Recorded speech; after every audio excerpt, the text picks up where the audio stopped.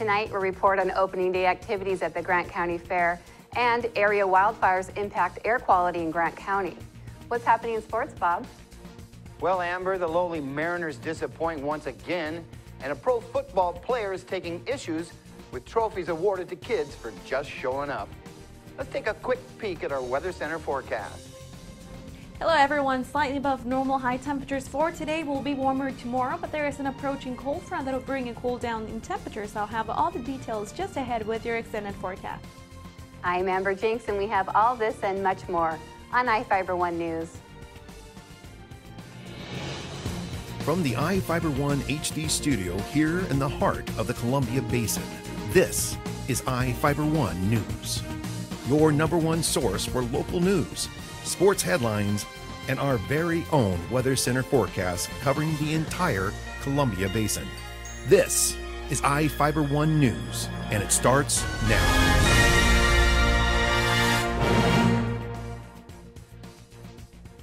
A man is accused of letting his 2-year-old son crawl out an open window onto the roof of a Moses Lake home. Prosecutors charged Devin Shai, a 22-year-old Moses Lake resident in Grant County Superior Court, with criminal mistreatment of a child. Witnesses reported seeing the boy crawling on the roof of the home in a diaper on the morning of August 13th. According to Moses Lake Police, neighbors and police could not get a response from knocking on the door. When officers entered the residence, they allegedly found Shai on the bed and the toddler standing on a 3-foot-tall dresser in front of the open window. Shai reportedly denied using illegal drugs and told police he was asleep at the time of the incident. The child was taken by Child Protective Services. While large passenger jets fly over the Grant County International Airport, small remote-controlled planes are on display at the fair this week. Reporter Devin Higgins has the story. The Moses Lake radio control modelers have been around for nearly 40 years, and they're looking to share their love of small-scale aviation at the Grant County Fair. Modeler Jim Bennett talked about the group and what they do. It's a great hobby. We have about 40 to 45 members now, flying and non-flying members. And we get together on the weekends and we bring our creations out and watch each other fly. We just enjoy it a lot. While some modelers build their planes from scratch or spend considerable money on kits, Bennett said flying remote-controlled planes is a hobby anyone can get into on a fairly small budget. This is a good example. If a person just wants to get started at the easiest, lowest price point, for $70, $75 I understand, you can buy one of these. I used to have one. I gave it away to a friend, and he's having a lot of fun with it now. And you can sort of learn some of the principles of flight with this. And then after you've done that, you can move up to some of the more realistic kind of planes. But it's a great flying airplane. The MLRCM booth is open all week and has a drawing for kids to win an RC plane of their own. At the Grant County Fair, Devin Higgins for iFIBER 1 News. A Grant County resident may have contracted West Nile virus. The Grant County Health District was notified about a probable case of a person contracting the disease. The person has symptoms of the disease and laboratory tests indicate the disease.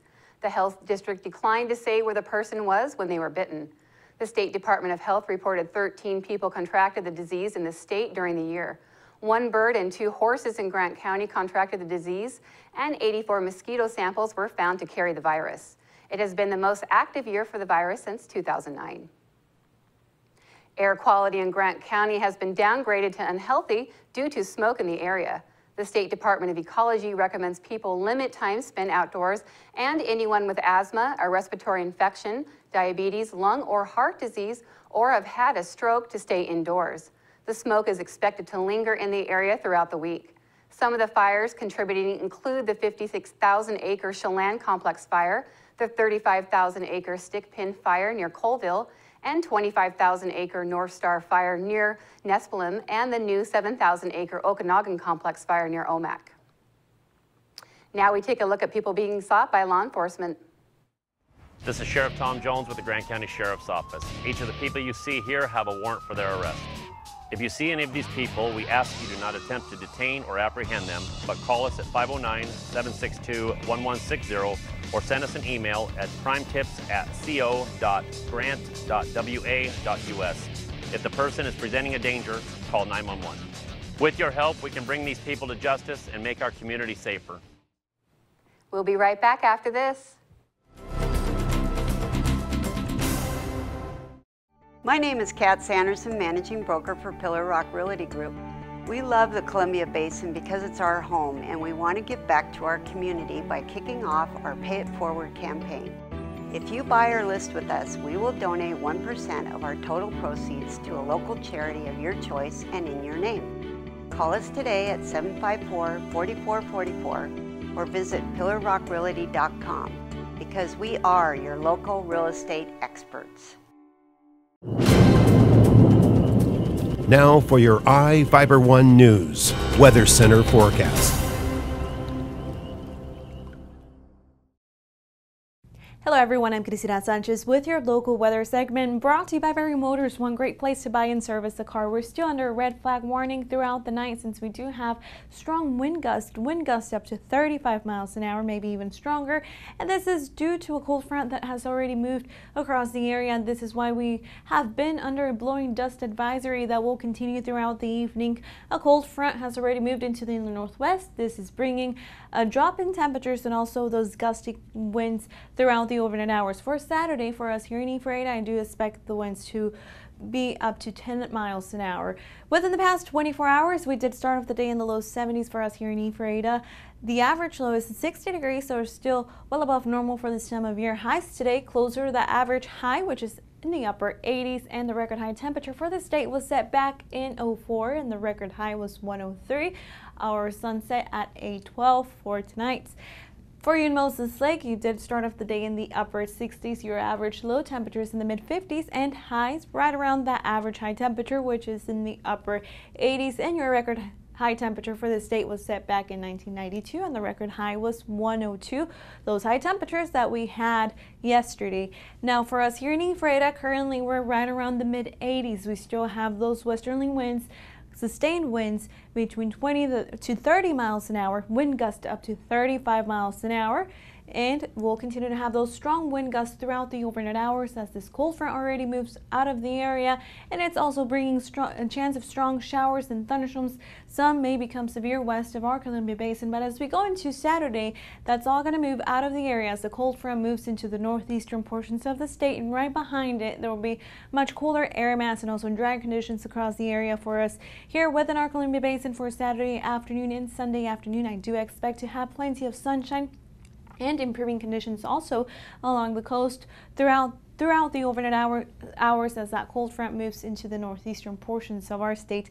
As we take a look at the high temperatures for this Saturday, right around the mid 70s in Seattle, Yakima Valley, mid 80s, plenty of sunshine, and look at that inland northwest, still feel that drop in temperatures with high temperatures right around the upper 70s, plenty of sunshine.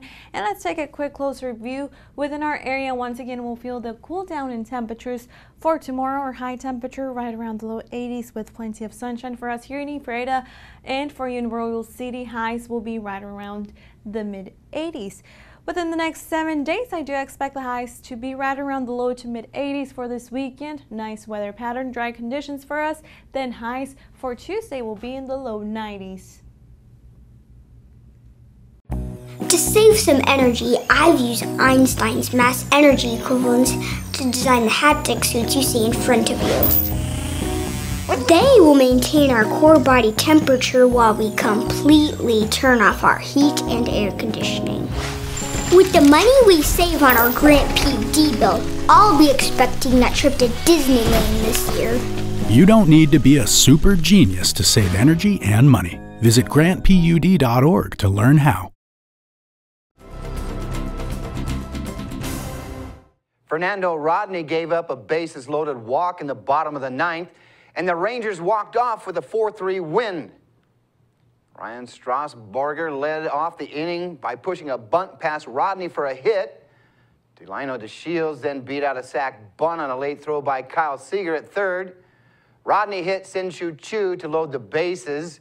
He struck out Prince Fielder, but Adrian Beltre was able to work the count full before taking the free pass for the Rangers' 6th walk-off of the season. Rodney suffered his 5th loss to go along with 6 blown saves as he struggled with his control once again with the game on the line. It was the M's 9th walk-off loss, which ties them with the Reds for the most in the majors. Rangers starter Cole Hamels gave up 3 runs off 7 hits with 4 walks and 8 Ks in his first start since August the 7th. Mariners starter Taijuan Walker allowed 10 hits and 3 runs in 6 innings of work. The Rangers were a paltry 1 for 7 off Walker with runners in scoring position. The injury bug is alive and thriving at Seahawk camp. Coach Pete Carroll said Tavares Jackson has a high ankle sprain and that the team is hoping he'll only be out for a couple weeks. Wide receiver B.J. Daniels would be the team's 3rd quarterback in a game situation. Receiver Chris Matthews is expected back in about 10 days after suffering a slight shoulder sprain to his AC joint in the team's preseason opener. Richard Sherman and Will Blackman both set out the preseason opener with what Carroll dubbed as minor injuries. Free safety Earl Thomas, who had off-season surgery on his shoulder, has yet to fully participate in practice. Carroll said it was still realistic Thomas would be ready to go by the start of the regular season. A Pittsburgh Steelers linebacker sparks a parental debate after pledging to return his son's participation trophies. James Harrison is declaring war on the trophies kids get for simply showing up and playing a sport. Harrison wrote on Instagram that he would return participation trophies that his 8- and 6-year-old sons recently brought home. The Pittsburgh Steelers linebacker says he is very proud and supportive of his children, but believes everything in life should be earned and that they shouldn't feel entitled. Harrison says he wants his kids, in his words, to earn a real trophy. Reaction to Harrison's decision has been mixed. Some say they appreciate what Harrison is teaching his kids, but others note the kids did earn the awards for trying their best. I'm in Harrison's camp on this one. Individual trophies have traditionally been awarded for outstanding performances, and just like grades earned in school, not everyone who shows up and tries their best deserves an A. We'll be back after this short break.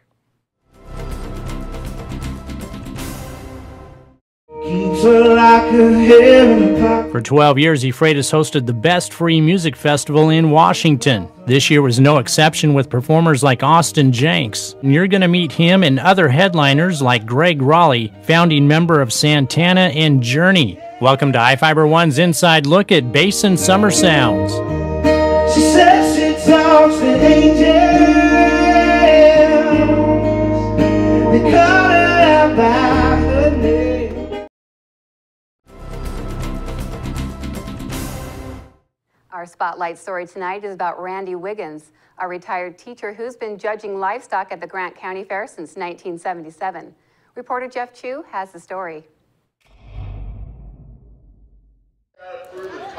When it comes to judging pigs at Grant County Fair, Randy Wiggins knows what makes a good pork chop. Wiggins, a retired Warden High School agriculture teacher, has evaluated swine carcasses most of his life. He retired after 31 years as a teacher and Future Farmers of America advisor. He is a winner of the Agriculture Educator's Lifetime Achievement Award. What does it take to judge the pig carcass competition? Well, it does take some training, and it takes WSU, University of Idaho, they've put on some different classes, and then it's going to other shows and watching some of the big judges, or I'd say more experienced, that are around it a lot more.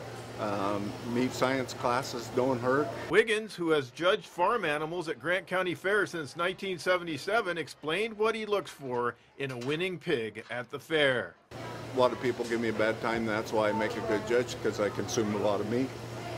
But basically, it's, you have your major cuts, and you're looking at your major cuts, how they're finished, and the structure of the animal. Wiggins shared his love of judging animals at the fair, including sheep and steers. I like working with kids, and I like my kids raise pigs, and I've raised pigs since I was young. I don't currently have any pigs, but it was always a competition, a career development event, and so if you see kids that are in this industry and stick with it, you know, it's really cool to see that. Wiggins, who figures he has judged thousands of pigs over the years, has seen many FFA kids literally grow up while showing pigs at the fair. They make it really tough when it comes time for pitting and showing, because they're out there, they're dolled up, their pigs are dolled up, and you can tell they've worked with them and can show them off. But it does. The carcass contest gives an opportunity for the young kids that aren't in 4-H or FFA yet to show an animal too.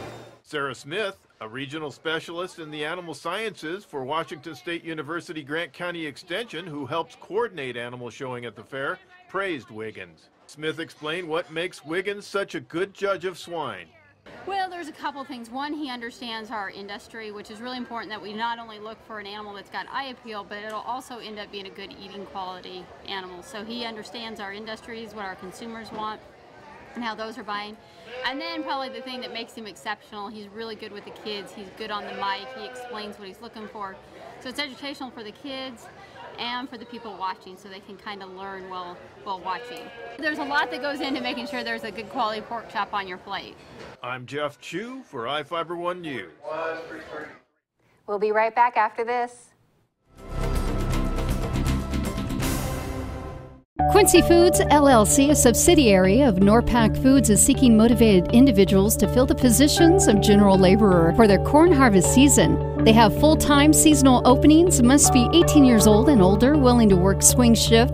Great people to work for in a challenging food processing environment. Apply at 222 Columbia Way in Quincy between 8 and 5 p.m. Monday through Friday, or online through WorkSource. Quincy Foods is an equal opportunity employer.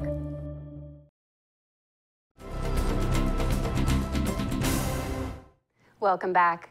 A man allegedly lit his girlfriend's belongings on fire and tried to keep her from leaving a Moses Lake home.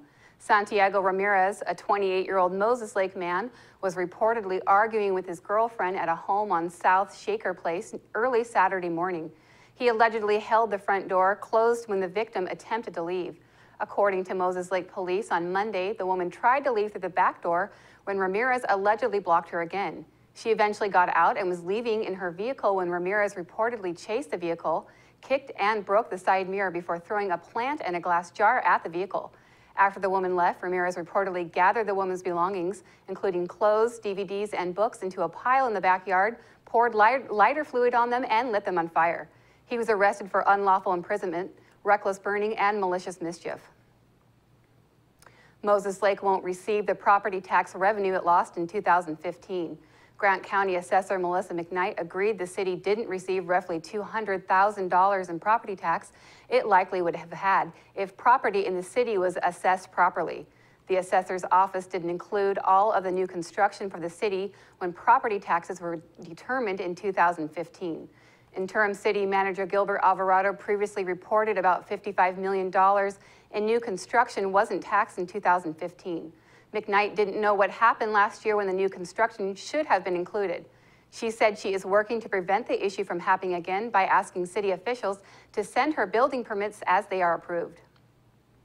In Northwest news, NASA says wildfires in the Northwest have burned more than 1 million acres in 7 states. The space agency released images showing the affected area this week where nearly 100 fires are burning. Hundreds of homes have been destroyed and more than 2,000 people evacuated. About 200 active duty military personnel have been called in to help battle the fires. It's the first time soldiers have been called in to fight fires since 2006. The military is also providing C-130s that can drop fire retardant on the flames. In Idaho's Soda fire, more than 24 wild horses have died.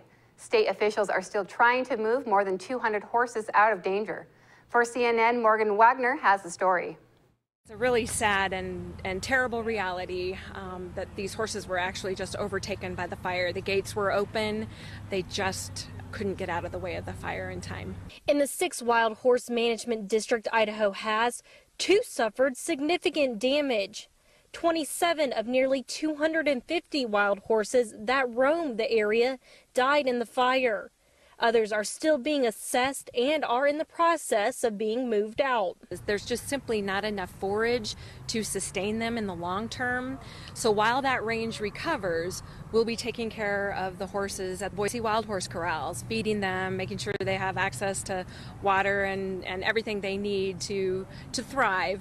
Right now, the BLM is taking hay out to these horses until they can get them rounded up, which is a difficult job. It's a large crew to put together. So you have a helicopter and you have a trap site You have to determine where the trap site goes in relation to where the horses are.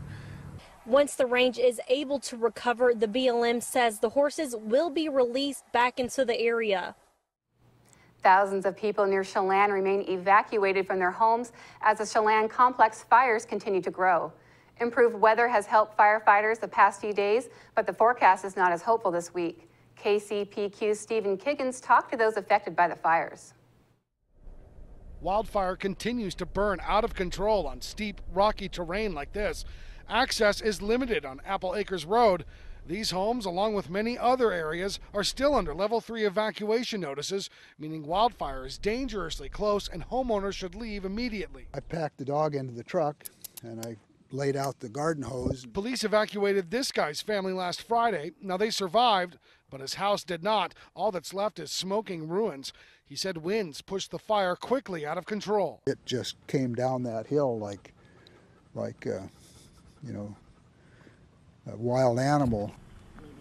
But Joni Bankson's home did survive. The flames reached right up to her fence line. She lost a shed filled with property, but much of her neighbors lost much more. I'm so grateful, I can't even believe it. And you feel kind of guilty because why did ours stay?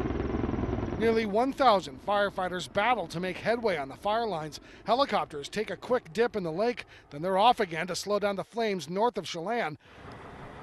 Inside the city, employees of Chelan Fruit Cooperative try to take stock in what's left. It just seems like it's just, scenes from a movie. Firefighters couldn't save the fruit company's building, and now some workers wonder where their next paycheck will come from. Are we going to have a job, So that's just obviously buildings and stuff are replaceable, but, jobs, probably have to go look for a different job, maybe.